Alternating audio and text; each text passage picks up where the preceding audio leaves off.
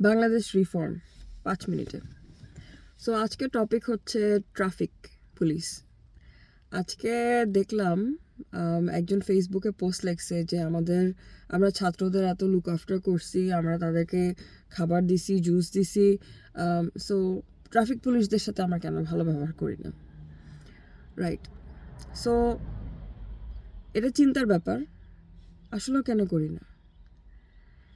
আমরা যদি ট্রাফিক পুলিশের অ্যাকচুয়াল কাজ চিন্তা করি, ট্রাফিক পুলিশের কাজ কিন্তু শুধু গাড়িগুলাকে ডাইরেক্ট করা না। ট্রাফিক পুলিশকে একটা দায়িত্ব দেওয়া হয়েছে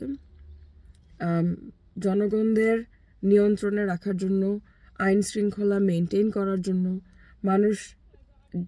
মানুষ যাতে প্রপার সিগন্যাল ফলো করে, রুলস অ্যান্ড রেগুলেশন ফলো করে, এবং যারা ফলো করতেছে না তাদেরকে ওয়ার্নিং দেওয়া, এবং ওয়ার্নিং যখন 2-3 বার দেওয়ার পরে যখন তারা ওয়ার্নিং শুনে না তাদেরকে ফাইন করা। সো ট্রাফিক পুলিশদের হাতে কিন্তু বেশ পাওয়ার আছে। এবং নট অনলি দ্যাট, তারা বেতনভুক্ত কর্মচারী, সরকারি কর্মচারী, দে আর পেইড, তাদেরকে পে করা হয় আমাদের ট্যাক্স দিয়ে। সো ট্রাফিক পুলিশকে কিন্তু এত বেচারা করা উচিত না, বা এত বেচারা বলে চিন্তা করা উচিত না। স্টুডেন্টরা যেটা করছে এটা একটা ভলেন্টারি ওয়ার্ক ছিল। ভলেন্টারি ওয়ার্ক মানে যে তাদেরকে কোনো পয়সা দেওয়া হয়নি, তারা স্বেচ্ছাসেবক। তারা নিজের ইচ্ছায় যখন দেখছে যে দেশের একটা ম্যাসিভ গ্রুপ অফ পিপল এখন অকেজো হয়ে গেছে, কাজ করতে পারতেছে না, ট্রাফিক পুলিশ এনিওয়ান, তখন তারা এসে ট্রাফিকিং সিস্টেমটাকে ফিক্স করে দিছে। এখন এর পরবর্তী কাহিনীতে যেগুলো হয়েছে ওগুলো হয়তো প্লাস মাইনাস করলে ঠিক না, কারণ এরা আস্তে আস্তে নিজেরাই টিকিট সিস্টেম শুরু করছে। তারপরে একটা ছোট রাস্তায় 2-3টা গ্রুপ করে আটকানো, ওগুলার কথা বাদ দিলাম। কিন্তু এখন চিন্তার ব্যাপার যে আমরা আসলে ট্রাফিক পুলিশরা এরকম কেন? দেখেন, ছোটোবেলায় যখন রিক্সাগুলোকে দেখতাম, রিক্সাগুলোর নিচে হারিকেন থাকতো। কেন জানেন? এটা হচ্ছে সেফটির জন্য। এখনকার কোনো রিক্সার নিচে হারিকেন দেখা কিন্তু যায় না। তারপরে রাস্তাঘাটে এরকম অনেক ধরনের বাস, অনেক ধরনের যানবাহন দেখা যায় যেগুলো কিন্তু রাস্তায় চলার যোগ্য না। অন টপ অফ দ্যাট, ওগুলো আদৌ রেজিস্টার্ড কিনা সন্দেহ। একটা ট্রাফিক পুলিশ যখন একটা ড্রাইভারকে ধরে এবং ড্রাইভারটার কাছে লাইসেন্স চায়, এবং লাইসেন্সটা মেয়াদ থাকে না বা সঠিক লাইসেন্স থাকে না, তখন ড্রাইভারটা কি করে? স্যার, 100 টাকা রাখেন, ছেড়ে দেন। ঠিক আছে ভাই, যান। সে 100 টাকা রাখলো এবং ড্রাইভার তার মতো চলে গেল, পুলিশ তার মতো 100 টাকা পকেটে ভরে চলে গেল। তো এখানে আমরা কি করলাম?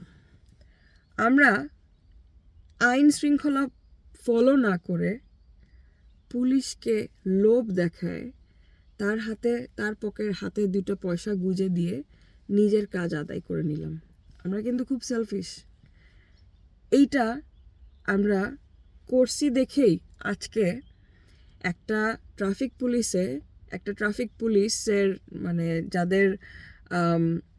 যাদের ব্যাকগ্রাউন্ড প্রোফাইল বায়োগ্রাফি দেখলে বুঝবেন যে তাদের বেতন যা আছে তার থেকে অনেক বেশি টাকা, এদের অবৈধ টাকা আসছে হচ্ছে ঘুষ থেকে। শুধু এটা না, পুলিশ সিন্ডিকেট থাকে, গ্রুপস অফ পুলিশকে বলে দেওয়া হয় যে এই জায়গা থেকে আজকে এত টাকা তুলবা, যার কারণে তারা আপনাদেরকে কারণে অকারণে আটকায়, আপনারা ঘুষ দেন, এবং ইটস আ ভিশাস সাইকেল। সো এই সাইকেলটাকে বন্ধ করতে হবে। বাংলাদেশ যদি নতুন বাংলাদেশ করতে চান এবং এটাকে নিয়ন্ত্রণে আনতে চান, তাহলে নিজেকে চেঞ্জ করতে হবে। একটু অপেক্ষা করেন না, অল্প অপেক্ষায় কোনো সমস্যা হয়ে যাবে না। আপনি উল্টা পথে যাচ্ছেন, যখন পুলিশ ধরলো, পুলিশ আপনাকে আটকাল, আপনি পুলিশকে পয়সা দিলেন, আপনি উল্টা পথে যেন না। আপনি আপনার লাইসেন্সের সময় মতো রিনিউ করেন, আপনি প্রপার লাইসেন্স নিয়ে রাস্তায় নামেন, পয়সা দিয়েন না। ঘুষ দেওয়া, ঘুষ নেওয়া দুইটাই কিন্তু ক্রাইম। সো আপনি যখন ক্রাইম নিজে করা বন্ধ করবেন, অটোমেটিক ক্রাইম হওয়া কমতে থাকবে। হয়তো বন্ধ হবে না, সবখানেই ক্রাইম থাকে, বন্ধ হয়ে আস্তে আস্তে কমতে থাকবে।